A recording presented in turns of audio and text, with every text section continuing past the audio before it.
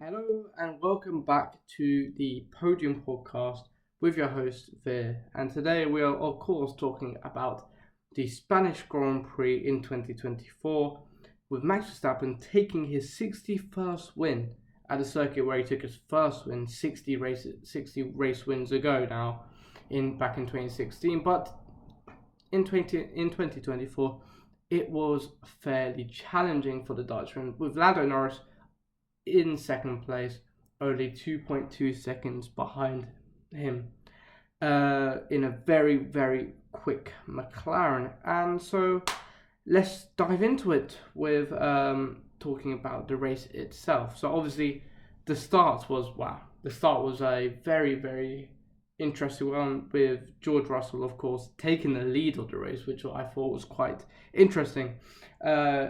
Being back in P4, but it proved that Lando Norris did have a poor start going into turn one, and ultimately he had to try and fend off Verstappen on the right hand side, which allowed Russell to pretty much get an incredible tow going into the first corner, which, to be fair, that's it.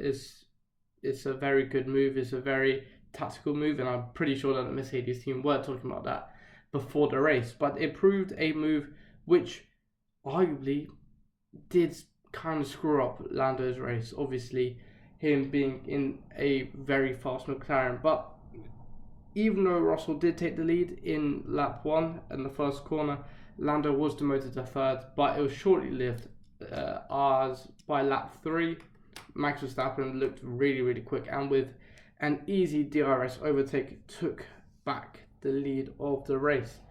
Lando, still in P3, obviously found it quite difficult to try and get into that momentum almost to try and challenge the front runners, but I mean it was clear that it was more of a tyre conserving phase, and it proved that whilst Lando was stuck in third, he was still a contender for the race win. Well, fast forward to lap 4 already, and the Ferraris did make slight contact, even though it was contact, it's still slight, with each other, which was something that the Ferrari crew wanted to have coming into what would be the last home Grand Prix with Ferrari for Carlos Sainz, who is of course leaving at the end of this season. And yeah, to be fair, looking back at the footage, it is clear that I think it was a racing incident. I don't think anyone was to blame. I know Carlos Sainz was quite angry on the radio, especially it being his home Grand Prix. There's a lot of nerves, there's a lot of tension, there's a lot of pressure, especially now you're in a race-winning car with Ferrari, who, to be fair, did qualify worse than I expected. I did expect the Ferraris to be up there. But it proved that they had some pace, but they didn't have, the best pace out there. And, they were constantly fighting between each other in P5 and P6, which, by lap 4, and to be fair, from lap 4 to around lap 10, lap 12, they were constantly within 1 second, 2 seconds of each other. And they did make slight contact. And I think we'll get into this later, obviously, but I think this is something that will shape the rest of the season. Are we going to see a Ferrari team which is divided? Giving flashbacks of almost 2019 with Sebastian Vettel, an old, more experienced racer with a new emerging racer, but now we've got two very, very talented racers at, to be fair, the peak of their career. They're both within that late 20s, age bracket, and they're both raring to go in a car which can win. I mean, if you look at, both at the start of the season, I think it was Ferrari were on the podium for nearly every single race, which is a step forward, which Fred Vasseur, wanted to take with that team, and he's, especially with Lewis coming in, I think that they'll definitely, want to be at the front, challenging Red Bull, challenging McLaren, even Mercedes now. But we'll get back into that later. During this time, lap 12, Norris was still within that 2-3 second distance of the front runners. I know it seemed at the start that he had no pace, but then once you saw that he was tire conserving, and obviously if you're P3 within the first 5-6 laps, McLaren didn't expect that. They wanted Lando, of course, to take that lead, to control the race from the start. So obviously they had to think about maybe the one stop, but it was a tire degrading circuit, sorry. And so there was obviously, they were in almost that weird state of, do we go for the one stop because we're not where we want to be, or do we still go with the two stop because we know we've got a pace to take Verstappen and Russell? And even Norris on the radio was saying that, no, we don't. I know I could take Russell. The main aim is to try and take Verstappen, which shows that Lando has some sort of change in attitude. Moving on, I mean, in around lap 13 to lap 15, Hamilton made a decent move on Sainz with a switchback in the first section of the circuit in sector 1, which shows that he still got the pace. And during this time, it was clear that Piastri and Checo their aims were, of course, Piastri having a very poor qualifying and Checo having that 3-place grid penalty and qualifying P9 or P8. Their main aim was to get those last couple of points, and so there was almost like a fight between them, and also with the Alpines, who made a great step up from previous races from a very poor start of the season. Moving on to after the pit stops, it was clear that obviously Lando was still behind Russell and he needed to make a move now, because they decided the one stop is not going to work. And I think McLaren were more like, we've got the pace out, we're going to decide we will pit later to extend the first stint, so that the second stint he had I think about 6 or 7 lap pressure mediums, which was going to give Norris the advantage, obviously. But by lap 26, Norris, after the pit stops, obviously, which he pitted on lap 23, he set the fastest lap. He really wanted to make sure that he was on the tail of Russell as soon as possible in order to have some sort of chance with Verstappen, who was making an 8-second gap between the Mercedes and between himself and the Mercedes, which shows that maybe Mercedes are not as quick in a race trim card and a qualifying trim, which, to be fair, shows that there are some positives with Mercedes this weekend, but we'll get on to it later. But yeah, by lap 26, he set the fastest after the race with his McLaren, and on lap 35, he made what I would say would definitely be the best overtake of the day, obviously, with a move. Well, it started on obviously turn 1. He took the move down to turn 2 and in that long turn 3, and they switched paces three times, which I thought was quite good, and it was great racing between both of the young drivers, and they both have obviously a car almost. They've got a car that can perform and win races on Challenge Max now. So I think for the rest of the season they'll show that they have something to fight for now. As you know, last year and the year before, with both drivers in Mercedes and McLaren respectively, they were more focused on getting better at their racecraft, but now they've improved. They've got that level of performance to Challenge Max, and I think we'll see later on in the season some really, really exceptional performances between the two. By lap 35, obviously, Norris took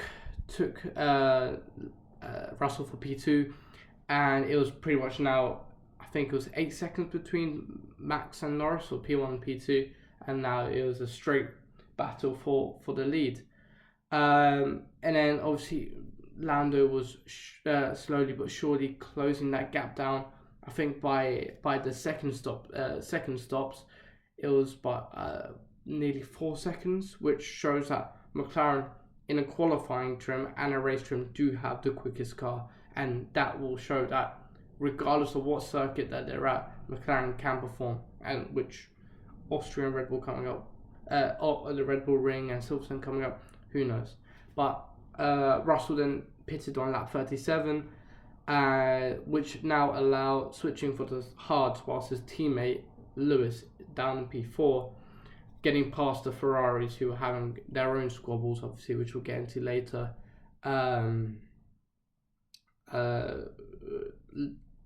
Lewis Hamilton obviously switched for the softs, so the engineers did tell them that they were going to be close at the end, but to be fair, with Lewis on the softs, it was no match, as he did take Russell for the last podium spot by some chunk. I think about 7 or 8 laps to go. Now, after the second pit stops on lap 45, Verstappen did have, by starting on used softs at the start of the race, did have a fresh pair of new softs to go, which proved pivotal in the race. Lando was still on used softs that he used for qualifying, and I mean, he had 8 seconds to close in 24 laps, which, to be fair, looking at it now, he should have taken that lead. I mean, it was his race to lose, but it proved that Verstappen did have enough pace in his pocket to keep the McLaren at bay. And obviously, the lap times were going down, and then there were some laps where it almost like stagnated the gap, and then it went down a little bit. But I think it was, as Martin Brundle said, we'll say a day late and a dollar short. On lap 50, Checo decided to go on a 3-stopper, which I thought was a bit weird, especially with a car which could perform.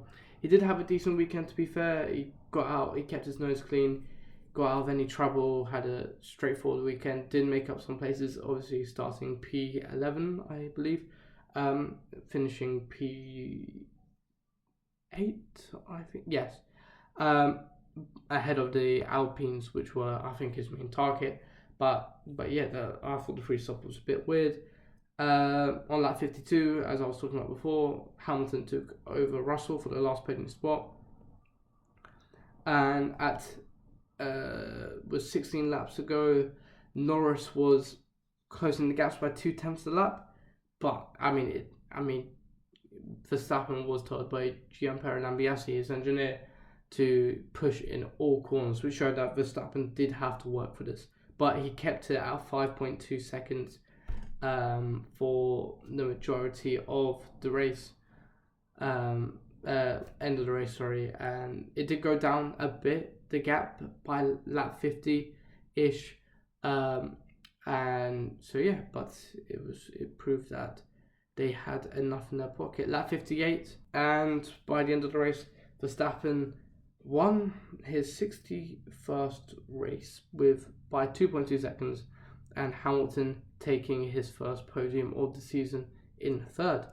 Moving on to the bigger talking points of this weekend, and I think we do have to start off with McLaren having the fastest car of the grid, the paddock, despite starting the weekend on Friday. I do think that they topped FP1 and they did look good.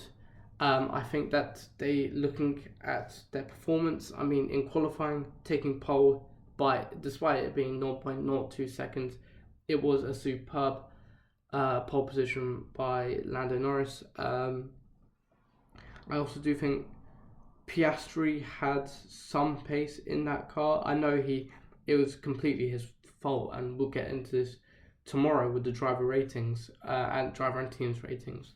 But Piastri did have some sort of pace, finishing, I do believe, finishing P7, so ahead of Checo, which is by around 20 seconds, which is quite superb, I would say. Opting for the 2-stopper, which maybe it was down to Red Bull's maybe poor strategy with Checo's 3-stopper, but Piastri does have some sort of pace in that McLaren. I do think that they've shown over the last couple of weeks, with Monaco, Imola, Canada, I'll probably say the top 3 circuits which are the most diverse in the Formula 1 calendar this year. I mean, you've got Monaco, the tight, twisty corners. You've got Canada as well. Some long straights. You've got Imola, long straights, high-speed corners, low-speed corners. And so I do think that they've got a lot of reasons to be optimistic for the next at least for the next couple of races. And I do think that they are the strongest duo. They've got two very talented drivers in that team, and with the fastest car, I think it will show that they do definitely have a title fight. Lando's moved up to second now in the Drivers' Championship. I know he's around 70 points behind Verstappen, but I think he can still definitely aim for something. It only takes a couple of poor performances from Red Bull, which we did see in Monaco, which puts Lando back into the game. And I know that his second race win is definitely coming soon. The next talking point I think is important is definitely Ferrari's Inter rivalry, and it did get quite heated after the race. Looking at Parc Fermé, both drivers obviously finishing within 9 seconds with each other, but very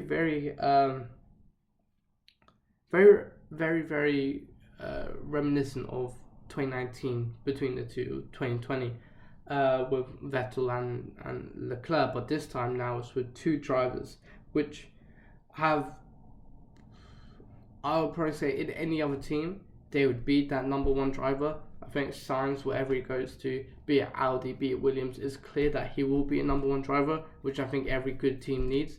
And Leclerc also, he is the golden boy of Ferrari. He was the person to try and get Ferrari back into their winning ways. He learned from Vettel. He was in the Ferrari Academy since 2014, I believe. He's had those ties. He's been rooted in that Ferrari family for such a long time. He was the person to take them to victory, which in 2022 he did have a chance. He did blow it, but now with a new, better car, and I'll probably say somewhat the same chance as a Mercedes or McLaren of beating a Red Bull, they ultimately don't need to fight in between the two, and it really does stem from that turn one incident, which for Sainz, he apparently had some sort of wing damage. Sainz did let him through at the end, and to try and let Leclerc chase Russell for P4, but it shows that we definitely are seeing the opposite side of what that duo started with in 2021. That bubbly, PR friendly, almost friendship between the two is now, with Sainz leaving, Sainz needs to prove that he can perform better than Leclerc. And in the start of the season, he did have the upper hand on Leclerc, and in 2021 he did. They are, I would probably say, evenly matched. But now, you can argue some sort of bias going to go towards Leclerc, and Sainz being excluded out of some sort of certain meetings, maybe for the next year, it does show that Sainz maybe does feel almost mistreated by the team. But I think the problem now is that for Fred Vasseur is that he needs to make sure that Sainz keeps a level head, and tries to finish off his time with Ferrari on a high. He doesn't want it to be a sour ending to what has been a decent pairing. To be fair, they both had race wins, they both had highs, they both had lows, and I think for Ferrari, what they need to do is they need to make sure that, you know, they both implement some team orders. I'll probably say I think that's something for every good team, and I do think that they need to make sure that they have almost the capability to make sure that they deal with drivers. You're driving for Ferrari, you need to make sure that you respect the team first before you respect yourself. And for someone like Sainz, it could be that the factor that he's in his home Grand Prix, there's a lot of pressure. He can arguably be in in his last Grand Prix with a race-winning car. He has that passion, he has that desire to make sure that the Spanish fans have something to go happy to go home with. Almost like Sergio Perez in Mexico 2023. You sometimes go for that move which you don't think could happen. You sometimes disobey team orders. I know there were no team orders there, but it's something to keep an eye on. I'd probably say for the rest of the of the season. Moving on, I think Mercedes. I think they are a very good talking point to discuss, especially now. In Canada, we thought, oh, maybe it's just a fluke. Maybe they just feel very suited to that type of race circuit. Those almost like a bumpy surface, slowish corners, and they've got all the champions. But I think it has proved now that on a traditional circuit like the circuit of Barcelona, Catalonia, circuit with pretty much everything you could ask for an F1 car, high speed, low speed, long straight, short straights, they have got the package to definitely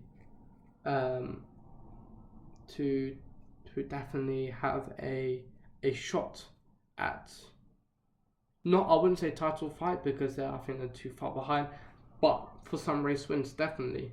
The finishing P3 and P4, they were in the mix for the first half of the race for that race win. They had somewhat pace, and I think that you get those Twitter, or I should say X now, tweets or whatever they call now, about Lewis's that email that's going around. I think that's fake, because if you look at the results now, it's a P3 for Lewis. I know it's been the first time. It's been a long time. It's the first time this season that he's actually stepped on the podium, which is incredibly difficult to comprehend for a person that's won 7 world championships. But I do think that he's definitely got some sort of pace. I know he wants to end his time at Mercedes on a high. They've won pretty much everything together, and I know that also Russell is not. I don't think he's the type of driver to get in the way of that. I think if they work as a team, especially in that first stint, they could have worked as a team as well, because they were in P3, P4. If I know Lando was behind both of them, especially when he was after his pit stop, but I think it must have been Russell, Lewis, Norris in that second, third, fourth. If Russell decided to keep Lewis in DRS, I think it could have helped their chances of maybe getting a double podium. I know that Lando was the quicker car, and maybe with a different strategy he could have probably overtaken them.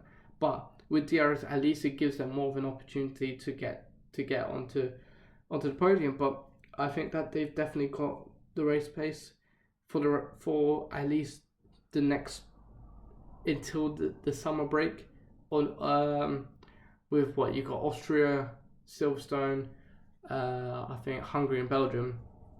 And I know that some might be saying that, it's because they've always done well in Barcelona. They got a double podium last year and then they pretty much fell off.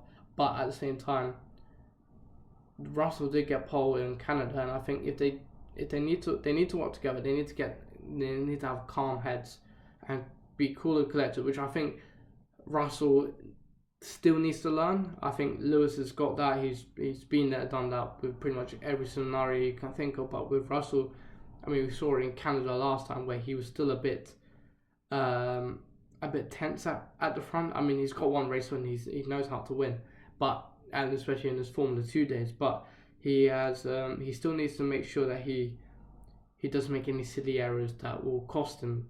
Which I think also it's the same for Lando Norris. I mean,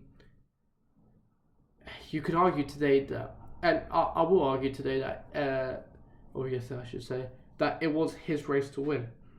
And he should have won. He even said that after the race in Parc Ferme, he should have won. He had the fastest car. He did start on pole, but it was a small error at the start of the race which kept him behind Russell. Now, I think it's time to go for our biggest winners and losers. Winners and failures from this week, and I think it will be split into three. And I would say, obviously, 3 winners and 3 failures. And I'll go. Let's start with the winners first. Start with positives. I think that Verstappen is definitely the biggest winner out of this all. I think he had an exceptional race. I think it's been one of, if not his best race this year. Actually, no, I'll probably say second best race. I think Imola was a class race as well. But he knows that he's been in this situation before in 2021 and start 2022. He knows what to do now. And to be fair, he was starting second. He didn't, looking at the replays, he did almost, collide into the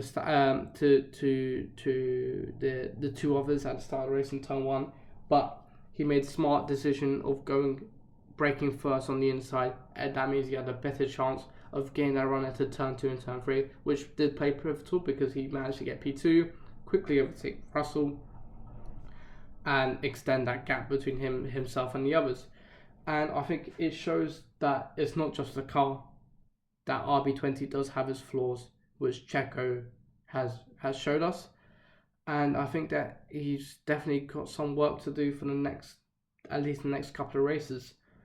The second biggest winner, I think, will be Lewis Hamilton, who took his 198th podium in Spain. And I think that it shows, despite all this malarkey online about emails saying that he's going to be almost excluded and not favoured compared to Russell because he's leaving to join Ferrari next season. It shows that he's still got the pace, and if there was a time to do it, I think he could definitely end off this season with a race win, which is still weird to say for me. But I think he can still definitely perform as a class driver. He's still got that capability, and I think his move on science today really does show that. And I think he's definitely got not the upper hand. I think him and Russell are evenly matched, but I think Russell is lacking in some racecraft places, which I think he can learn from Lewis if they work together, as I said before. And I do think that he's definitely got a bright future. Bright rest of the season, I should say, at Mercedes.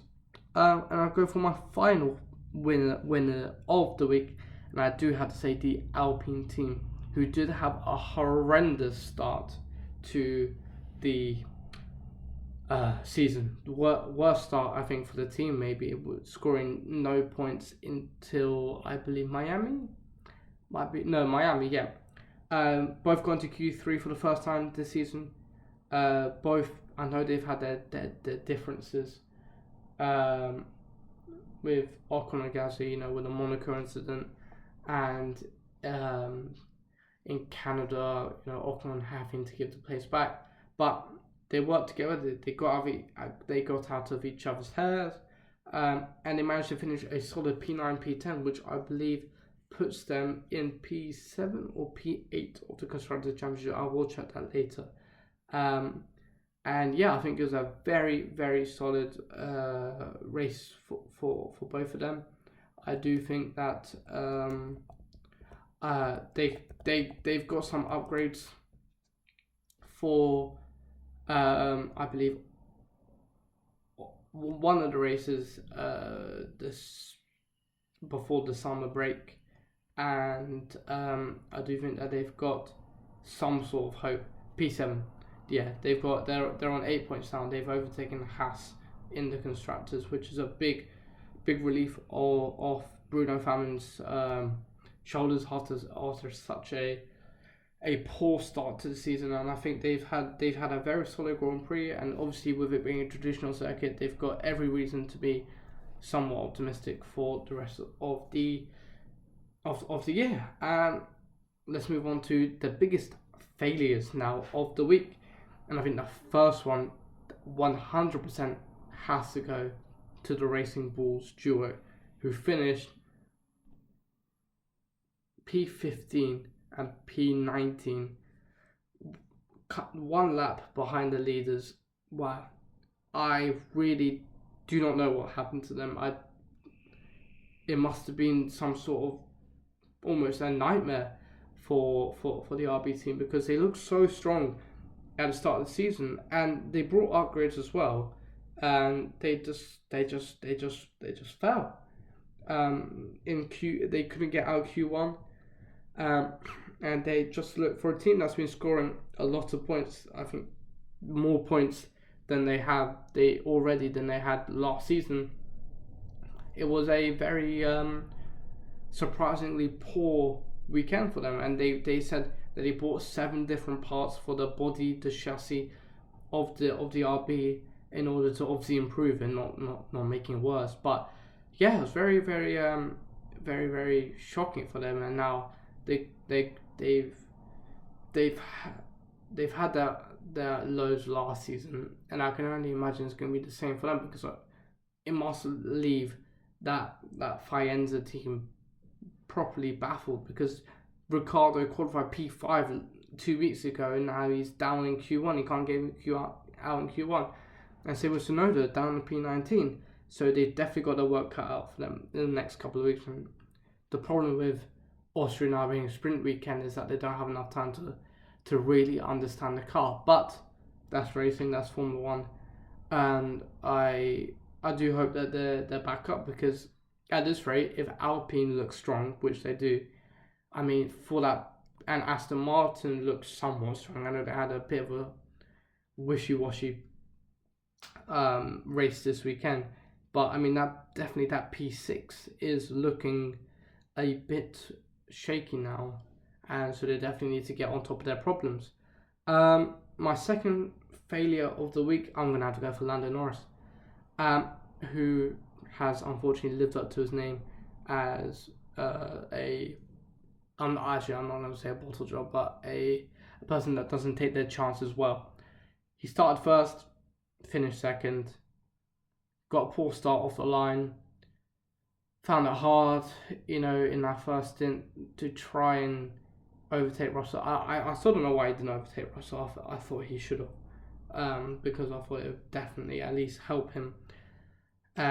Regardless, I know you're going to be pushing your tyres so much, but at least if you're not on the dirty air of a car in front of you, you've had some sort, at least then you're almost on even footing, because then he had to go back, because he was so far behind Verstappen, and he was still behind Russell when he pitted later than both of them. 6 laps later, he had to go through both of them together. But I'm saying, if he pushed on the first stint, boxed at the same time, if he did what Verstappen did, I don't see a reason why he couldn't win. I don't think McLaren had a very good strategical race today. With Norris. For Piastri, I think they did, but with Norris, I don't think that they maximised their chances, and I think it was definitely a big fail for them. And unfortunately, for the last failure of the week, I'm gonna have to go with the home hero, Fernando Alonso, who in his 21st home Grand Prix finished a very, very mediocre P12. I know the Aston Martin is not good. I know it's not the best car, but at least getting to the points. That's what I'm saying, because I don't think he's got the. I mean, I really am stuck on why Aston Martin are doing so bad. They've invested so much money, yet their performances are shocking, and it's such a change in attitude with Fernando these days. I mean, he signed a 2-year deal, I think it was, with Aston Martin, and he's saying in the media that Stroll can lead the team. This compared to even 2 years ago, or even before that, even in his McLaren or Ferrari days, you not expect that from Fernando Alonso. It's not like he's given up, but I think it's just a very weak performance from him. It's just he's not he had a bit of a wobble in turn 12, I think, and I think he's just summed up a very poor weekend for him, and it's very sad to see. I know I've got my opinion on people that age in Formula One, which I'll make probably another video about. But yeah, it's just very, very. It's worrying for the Aston Martin team, and now they've got rumours that Newey wants to go to Aston Martin, and yeah, so it's not going to please Lawrence Stroll, and I think Lance Stroll finished only a P14. And if you compare this start to the start of the season last year, I mean, you'll be scratching heads, and I think that's just how much the paddock has evolved over just 1 year. And that's the winners and the failures done. Let's move on to my predictions that I made at the start of the race. Sorry, on Thursday. Let me just get them back up. But I do not think that I did extremely well, because I did make a fool of myself. So for the top 5 in qualifying, I did say that Russell would take pole, followed by Lando Norris, Max Verstappen, Charles Leclerc, and Lewis Hamilton. In reality, Lando Norris took pole, followed by Verstappen, Lewis Hamilton, George Russell, and Leclerc. I get 0 points for that. I did think Russell, having taken pole in Montreal, I did think he was going to definitely look very quick, but he only finished P4. He actually got out qualified by Lewis, which is something that's this season been quite rare to see. Moving on to the race predictions for the top 5, I said that Lando Norris would take the win from P2. Russell would come second, so first and second split from qualifying. Max will come third, Lewis will be fourth, and fifth will be Sainz. Whereas in reality, it was completely wrong. Verstappen won, followed by Norris, followed by Hamilton, Russell, and Leclerc. I did think that McLaren had the best race pace, and they should have won. I also thought I thought the Mercedes would definitely be up there as well, challenging the Red Bull. I mean, if you look at it though, which might be a bit worrying, is that Lando and Max were a solid 17 seconds ahead of Mercedes and the Ferraris and stuff like that, who were very close together. So I think Lando's definitely the quickest, the closest challenger to Max Verstappen. But I think if Piastri's definitely up there as well, I think he would definitely change a bit, but he did have a poor qualifying, which pretty much screwed up his race. Moving on to, I said that the biggest winners were going to be Lando RB, which, wow, that definitely backfired. And I thought Perez was going to have a decent race in a circuit which he probably has done completed so many times. But that did change. He had a mediocre race. I don't think it's much to talk about. It's just okay. I think the Red Bull team did want him to finish ahead of Piastri, who they were starting roughly in the same place, but he was still a decent 20 seconds behind him. He was more closer to the Alpines than he was to the top 7, the top front runners. Moving on to what I thought the biggest failures was, I thought that so let's go to the biggest failures, and I went for Sainz, Albon, and Aston Martin, which I would probably say I'll give myself Sainz, because I think he finished below his teammate in his own Grand Prix, and Ferrari's. I did think Ferraris were going to look strong, but they looked okay. I mean, they're on the same level as Mercedes, I would say. Albon, he did have I'll give myself that as well.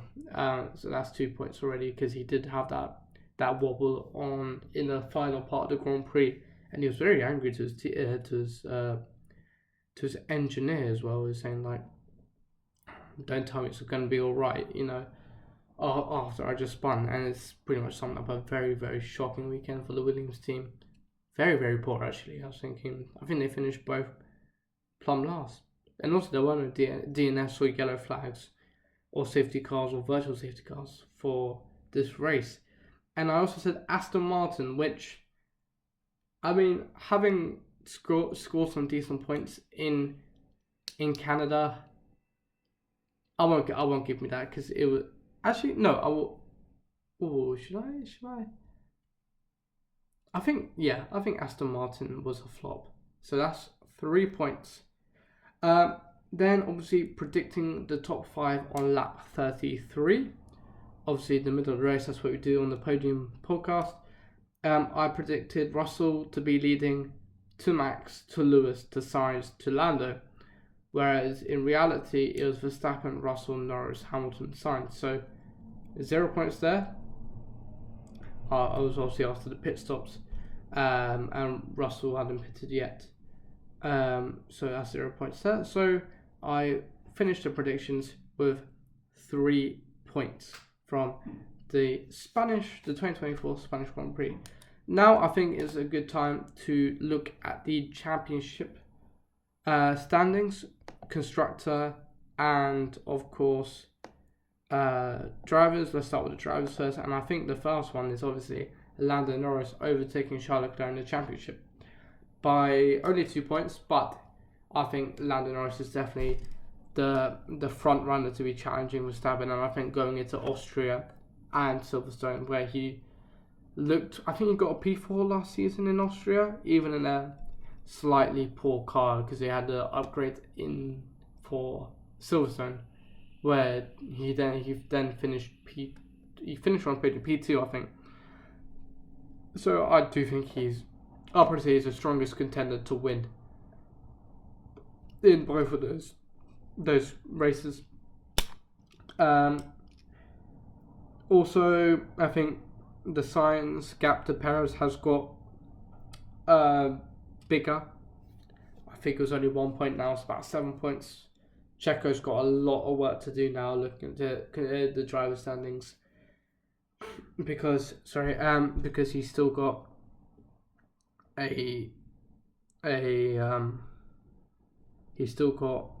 he's only 20 points ahead of Piastri, which at this rate, I know this race was maybe an anomaly, but it does show. And also Lewis and Russell really catching on. He could find himself maybe even P8 if he continues to perform like this, and this is what Red Bull definitely do not want to do.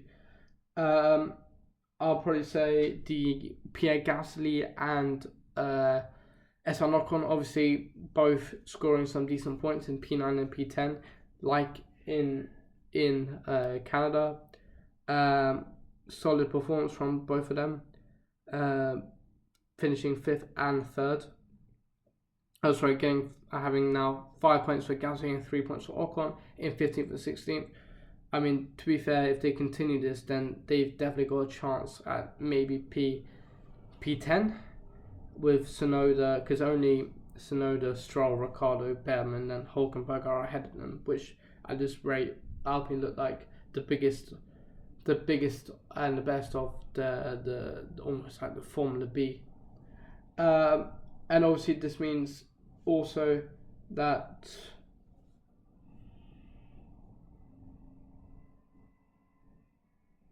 Mercedes also are closing the gap, as I said, to Oscar Piastri. And if we look at the constructors now, it's clear that Alpine are now P7, a positive step for them.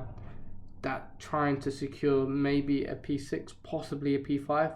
I mean, they're 50 points behind Aston Martin, and they are 20 points behind RB.